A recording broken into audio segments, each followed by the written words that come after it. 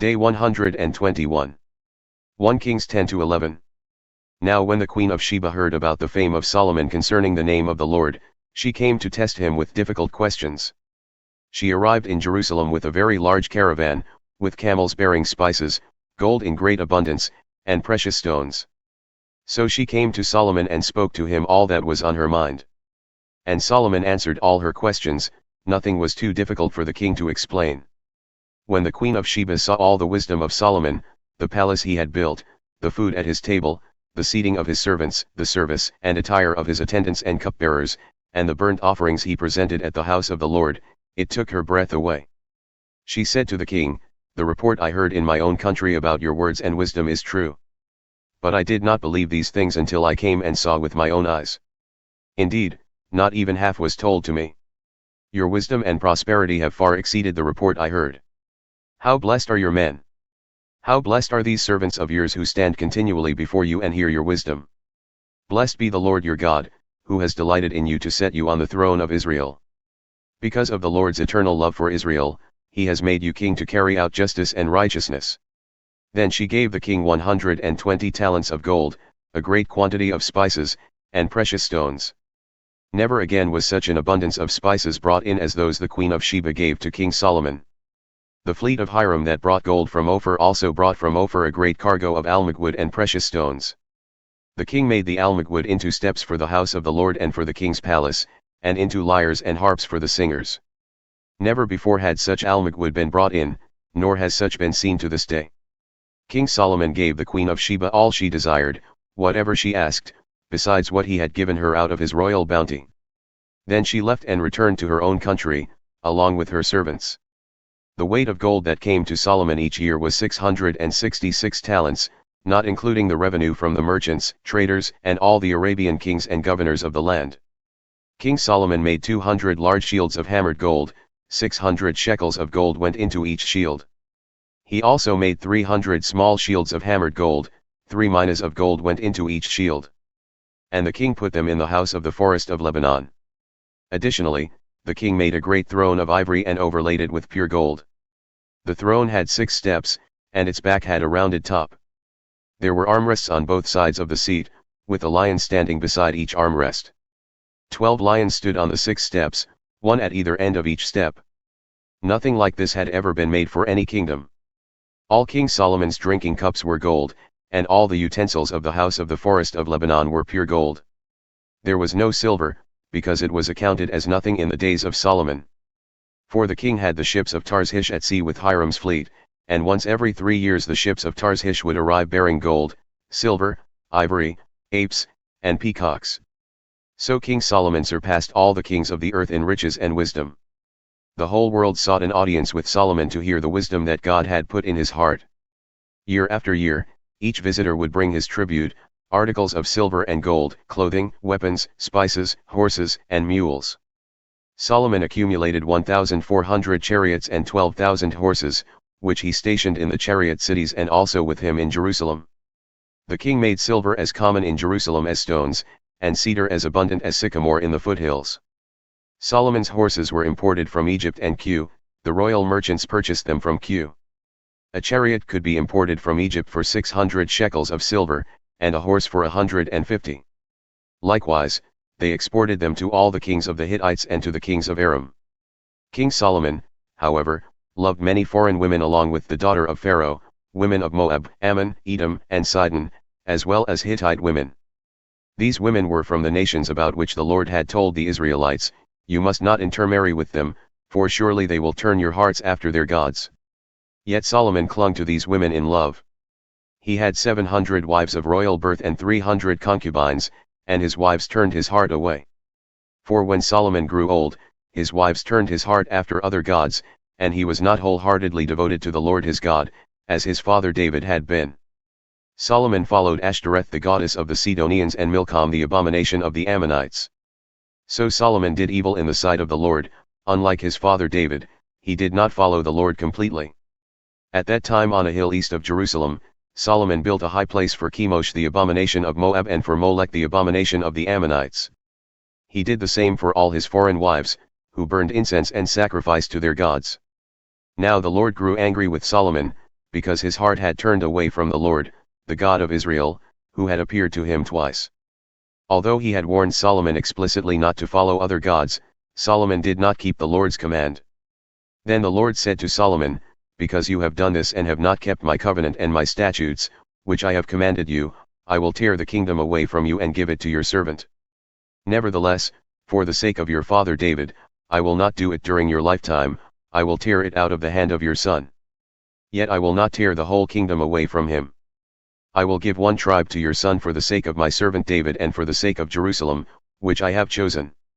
Then the Lord raised up against Solomon an adversary, Hadad the Edomite, from the royal line of Edom. Earlier, when David was in Edom, Joab the commander of the army had gone to bury the dead and had struck down every male in Edom. Joab and all Israel had stayed there 6 months, until he had killed every male in Edom. But Hadad, still just a young boy, had fled to Egypt, along with some Edomites who were servants of his father. Hadad and his men set out from Midian and went to Paran. They took men from Paran with them and went to Egypt, to Pharaoh king of Egypt, who gave Hadad a house and land and provided him with food. There Hadad found such great favor in the sight of Pharaoh that he gave to him in marriage the sister of Queen Tahpenes, his own wife. And the sister of Tahpenes bore Hadad a son named Genubath. Tahpenes herself weaned him in Pharaoh's palace, and Genubath lived there among the sons of Pharaoh. When Hadad heard in Egypt that David had rested with his fathers and that Joab, the commander of the army, was dead, he said to Pharaoh, "Let me go, that I may return to my own country." But Pharaoh asked him, "What have you lacked here with me that you suddenly want to go back to your own country?" "Nothing," Hadad replied, "but please let me go." And God raised up against Solomon another adversary, Rezon the son of Eliadah, who had fled from his master, Hadadezer king of Zebah, and had gathered men to himself. When David killed the Zebates, Rezon captained a band of raiders and went to Damascus, where they settled and gained control. Rezon was Israel's enemy throughout the days of Solomon, adding to the trouble caused by Hadad. So Rezon ruled over Aram with hostility toward Israel. Now Jeroboam son of Nebat was an Ephraimite from Zerdah whose mother was a widow named Zeruiah. Jeroboam was a servant of Solomon, but he rebelled against the king, and this is the account of his rebellion against the king.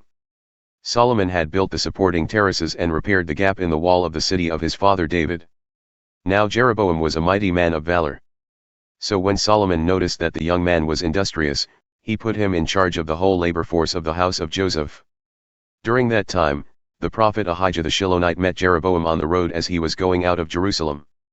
Now Ahijah had wrapped himself in a new cloak, and the two of them were alone in the open field.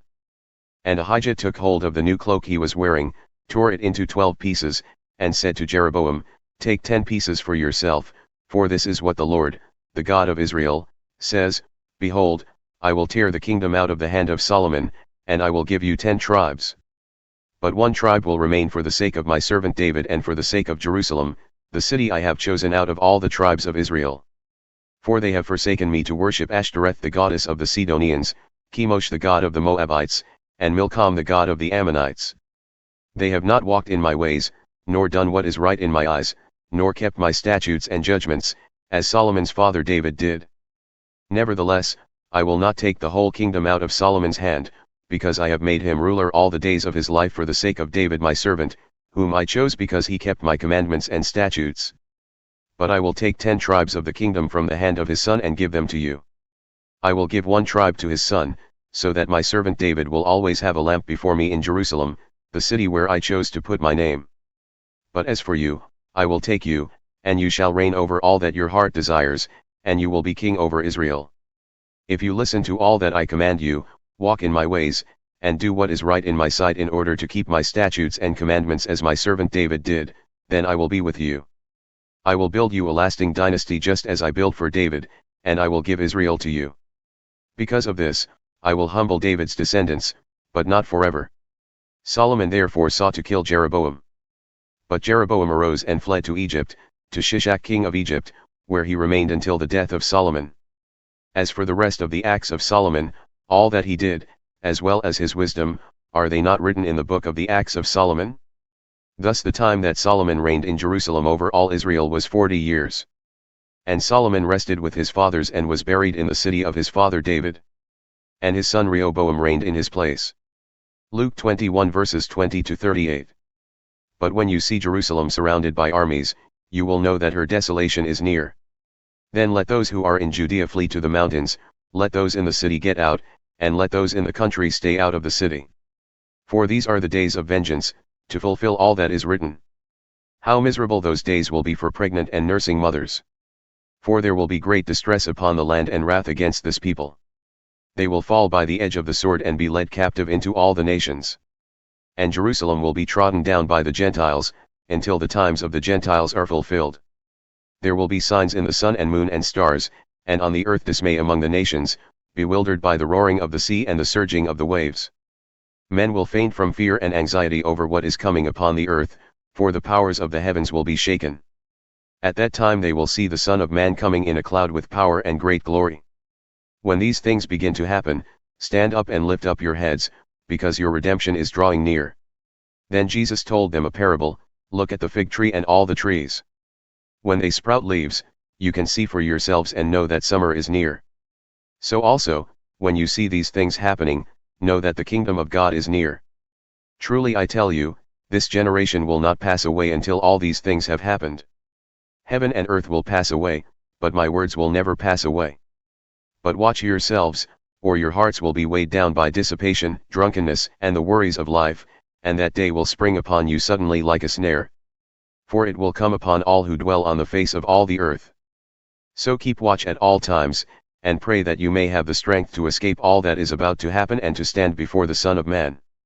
Every day Jesus taught at the temple, but every evening he went out to spend the night on the Mount of Olives.